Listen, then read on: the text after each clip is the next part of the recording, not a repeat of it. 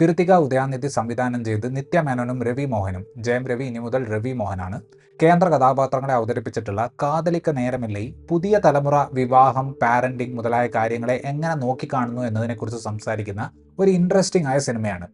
ഈ അടുത്ത കാലത്തായി പല തമിഴ് സിനിമകളിലും സിറ്റുവേഷൻഷിപ്പ്, ലിവിങ് ടുഗദർ മുതലായ കാര്യങ്ങളെ തീമാക്കി പല സിനിമകളും വന്നിട്ടുണ്ട്. എല്ലാ വിഭാഗം ഓഡിയൻസിനും കാര്യങ്ങൾ മനസ്സിലാക്കാൻ വേണ്ടി കുറച്ചധികം എക്സ്പ്ലെയിൻ ചെയ്യുന്ന ഒരു സ്വഭാവം അത്തരം സിനിമകൾക്ക് ഉണ്ടായിരുന്നു. ആ രീതിയിലുള്ള വിട്ടുവീഴ്ചകൾ കാതലിക്ക് നേരമില്ല എന്ന സിനിമയിലും ഉണ്ടെങ്കിലും കഥ പറച്ചിലിന് ഒരു അനായാസതയുണ്ട്. കഥാപാത്രങ്ങളെ അവതരിപ്പിക്കാനുള്ള നിത്യാമേനന്റെ ഇൻഹറന്റ് ആയ ഒരു ചാം കാരണം പറയാനുള്ള കാര്യത്തിൽ തന്നെ സ്റ്റിക്ക് ഓൺ ചെയ്യുന്ന ഒരു കണ്ടിരിക്കാവുന്ന റൊമാൻറ്റിക് കോമഡിയായി മാറുകയാണ് കാതലിക്ക നേരമില്ലേ. രണ്ട് കഥാപാത്രങ്ങളെ ചുറ്റിപ്പറ്റിയാണ് ഈ കഥ മുന്നോട്ട് പോകുന്നത്. ശ്രേയ, സിദ്ധാർത്ഥ്. ശ്രേയ ഒരു ആർക്കിടെക്റ്റ് ആണ്. വിവാഹത്തിന് മുമ്പ് ബോയ്ഫ്രണ്ട് തന്നെ ചീറ്റ് ചെയ്യുന്നുണ്ട് എന്ന് മനസ്സിലാക്കി എൻഗേജ്മെന്റ് കോൾ ഓഫ് ചെയ്ത ആളാണ് ശ്രേയ. വിവാഹം എന്ന ഇൻസ്റ്റിറ്റ്യൂഷനിൽ അത്ര വിശ്വാസമില്ലാത്ത സിദ്ധാർത്ഥ് കുട്ടികൾ വേണ്ട എന്ന കാര്യത്തിൽ ഉറച്ചു നിൽക്കുന്ന ഒരു വ്യക്തിയാണ്. ഒരു ഘട്ടത്തിൽ ശ്രേയ IVF വഴി ഒരു കുട്ടിയെ പ്രസവിക്കാൻ തീരുമാനിക്കുന്നു. സമാന്തരമായി കുട്ടികൾ വേണ്ടാത്ത സിദ്ധാർത്ഥിനൊപ്പം തുടരാൻ താല്പര്യമില്ല എന്ന് പറഞ്ഞ് അയാളുടെ ഗേൾഫ്രണ്ട് അയാളുമായി ബ്രേക്കപ്പ് ആകുന്നു. ഈ രണ്ട് കഥാപാത്രങ്ങളുടെയും, അതായത് ശ്രേയയുടെയും സിദ്ധാർത്ഥിന്റെയും പാത്തുകൾ ക്രോസ് ചെയ്യുമ്പോൾ സംഭവിക്കുന്ന രസകരമായ സംഭവങ്ങളാണ് കാതലിക്ക് നേരമില്ല എന്ന സിനിമയിൽ നമ്മൾ കാണുന്നത്. സിംഗിൾ ആയിട്ടുള്ള നമ്മുടെ നായിക എങ്ങനെ IVF വഴി സിംഗിൾ മദർ ആകുന്നു എന്നത് സിനിമയിൽ മാത്രം സംഭവിക്കാൻ സാധ്യതയുള്ള ഒരു തരം കാര്യമാണ്. പക്ഷെ അതിന്റെ ലോജിക്കിനെ കുറിച്ച് സംസാരിക്കുന്ന ഒരു സിനിമയല്ല ഇത്. ഒരാണിന്റെ തുണയില്ലാതെ അമ്മയാകാൻ ആ കഥാപാത്രം തീരുമാനിക്കുന്ന സാഹചര്യങ്ങളും അതിനുശേഷം ജീവിതം മുന്നോട്ട് പോകുമ്പോൾ ആ ഒരു തീരുമാനത്തെ ബാക്കിയുള്ളവർക്ക് മനസ്സിലാക്കി കൊടുക്കാൻ അവർ കഷ്ടപ്പെടുന്നതുമൊക്കെ കാണിച്ചു തരികയാണ് സിനിമ ചെയ്യുന്നത്. നായകനാണെങ്കിൽ ഭൂമിയിൽ ആവശ്യത്തിന് അധികം ആളുകൾ ഉള്ളതുകൊണ്ട് ഇനി കുട്ടികളെ ഉണ്ടാക്കേണ്ടതില്ല എന്ന ചിന്താഗതിയുള്ള ആളാണ്. കുട്ടി വേണം, പാർട്ട്ണർ വേണ്ട എന്ന് ചിന്തിക്കുന്ന നായികയും പാർട്ട്ണർ വേണം, കുട്ടി വേണ്ട എന്ന് ചിന്തിക്കുന്ന നായകനുമുള്ള ഒരു കഥയിൽ വളരെ ഡ്രമാറ്റിക് ആയിട്ടുള്ള തർക്കങ്ങൾ ഒന്നും ഇല്ല എന്നത് തന്നെയാണ് സിനിമയെ കുറച്ചൊക്കെ ഒന്ന് രസകരമാക്കുന്നത്. സ്ഥിരം കച്ചവട സിനിമകളിൽ കാണുന്ന എടുത്തുചാടിയുള്ള പ്രേമവും കാര്യങ്ങളും ഒന്നും ഇവിടെ സംഭവിക്കുന്നില്ല. പലപ്പോഴും ഡയലോഗുകളേക്കാൾ അങ്ങോട്ടും ഇങ്ങോട്ടുമുള്ള എക്സ്പ്രഷൻസിലൂടെയാണ് ഇവർ രണ്ടുപേരും അവർ ഏതാണ്ട് ഒരേ വൈബുള്ള ആൾക്കാരാണെന്ന് തിരിച്ചറിയുന്നത്.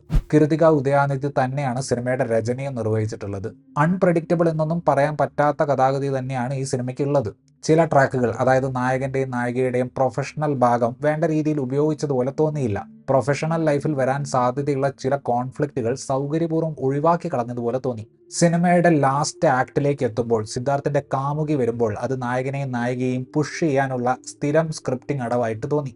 സിദ്ധാർത്ഥിനെ ചുറ്റിപ്പറ്റിയുള്ള ഫ്രണ്ട്ഷിപ്പ് സബ്പ്ലോട്ടും സ്പേം ഡൊണേഷനും ഒക്കെ കുറച്ച് ഫോഴ്സ്ഡ് കോമഡിയായി തോന്നിയപ്പോൾ സ്ത്രീ കഥാപാത്രങ്ങൾ തമ്മിലുള്ള കമറാഡറി വളരെ ഓർഗാനിക്കായി തോന്നി.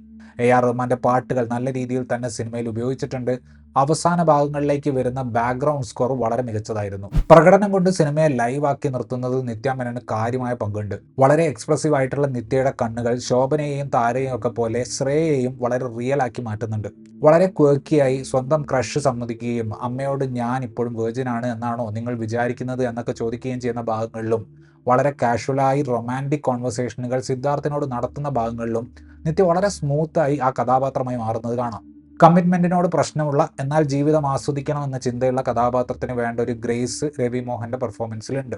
ഏതാണ്ട് ഇതേ സോണിലുള്ള ഇതിനു മുമ്പ് അദ്ദേഹം ചെയ്തിട്ടുള്ള കഥാപാത്രങ്ങൾക്കുള്ളതുപോലെ അതിഭീകര ഡ്രാമ പെർഫോമൻസിൽ ഈ സിനിമ ആവശ്യപ്പെടുന്നില്ല. അതുകൊണ്ട് തന്നെ കഥാപാത്രത്തിന് കുറവുകളുണ്ടെങ്കിലും ആ ക്യാരക്ടർ എവിടേക്കോ ലൈക്കബിൾ ആവുന്നുണ്ട്. യോഗി ബാബു സ്ഥിരം കോമഡി പരിപാടികളുമായിട്ട് വരുന്നുണ്ട്. ഇവരുടെ ഫ്രണ്ട്ഷിപ്പ് ഗ്യാങ്ങിലെ മൂന്നാമത്തെ ആളായി വരുന്ന വിനയ് റായ് ഒരു ഗേ കഥാപാത്രത്തെയാണ് അവതരിപ്പിക്കുന്നത്. ഈ അടുത്ത കാലത്തായി കുറേ സിനിമകളിൽ വില്ലനായി വന്നുകൊണ്ടിരിക്കുന്ന വിനയിനെ വളരെ ചിൽഡ് ഔട്ട് ആയിട്ടുള്ള ഒരു കഥാപാത്രമായിട്ട് കാണാൻ പറ്റിയത് ഒരു സന്തോഷമായിരുന്നു. TJ ബാനു ആണ് സിദ്ധാർത്ഥിന്റെ എക്സ് ഗേൾഫ്രണ്ട് ആയിട്ട് വരുന്നത്. വിനോദിനി വൈദ്യനാഥൻ ശ്രേയയുടെ ആൻറ്റിയായി വന്ന് നല്ല പെർഫോമൻസ് കാഴ്ചവെച്ചു. ഈ ഒരു സിനിമയിൽ ഇഷ്ടപ്പെട്ട ഒരു കാര്യം എന്താണെന്ന് വെച്ചാൽ സ്വല്പം റെബല്യസ് ആയിട്ടുള്ള തീരുമാനമെടുത്ത നായകനെയും നായികയെയും മാറ്റാൻ സംവിധായിക ശ്രമിക്കുന്നില്ല.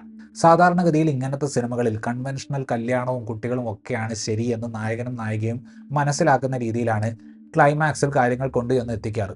ഈ സിനിമയിലെ നായകനും നായികയും പിന്തുടരാൻ ആഗ്രഹിക്കുന്ന ലൈഫ് സ്റ്റൈൽ ഇന്നത്തെ സമൂഹത്തിൽ എങ്ങനെ വർക്കാകും എന്നതിൻ്റെ ഒരു മിഡിൽ ഗ്രൗണ്ട് കണ്ടെത്താനാണ് ഒരർത്ഥത്തിൽ ഈ സിനിമ ശ്രമിക്കുന്നത്.